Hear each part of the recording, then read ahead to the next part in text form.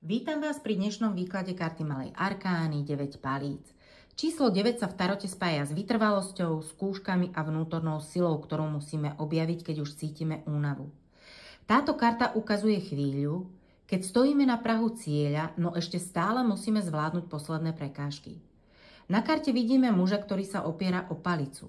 Palica symbolizuje rast, silu a energiu, ktorá ho drží pri živote aj po predchádzajúcich skúškach. Jeho postoj je odhodlaný a ostražitý. Naznačuje, že sa nevzdáva, aj keď je vyčerpaný. Obviezaná hlava poukazuje na zranenie, či už fyzické alebo symbolické. Môže ísť o zranenú pýchu, bolestivú skúsenosť alebo sklamanie, ktoré je potrebné prekonať. Za ním stojí múr z palíc, ktorý slúži ako ochrana pred negatívnymi vplyvmi. Zároveň môže symbolizovať bariéru, ktorú si sami budujeme zo strachu, aby sme zabránili ďalšiemu ublíženiu. V pozadí sa dvíhajú vrcholky hôr, pripomínajúce vzdialené ciele, ktoré môžeme dosiahnuť iba vtedy, keď sa odhodláme prekonať vlastné obavy.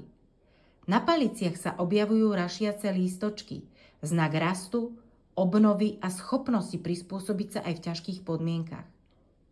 Celkovo karta 9 palíc predstavuje strach, ktorý pramení z minulosti a obavy, ktoré nám bránia pokračovať vpred. Zároveň však signalizuje potrebu odpútať sa od starých návykov, posilniť svoje rozhodnutie a nájsť v sebe odvahu vydržať. Aj keď sa môže javiť ako karta ohrozenia, jej význam je pozitívny a najmä vtedy, keď dokážeme prekonať prekážky a vlastné strachy. Ak vás tento výklad zaujal a chceli by ste sa dozvedieť viac o symbolike tarotu, celý rozšírený výklad karty 9 palíc nájdete na mojej stránke, odkaz je dolu v popise pod videom. Ďakujem, že ste dnes boli so mnou a ak vám tento výklad priniesol inšpiráciu, poteším ma, ak dáte videu like a prihlásite sa na odber, aby vám neunikli ďalšie tarotové výklady.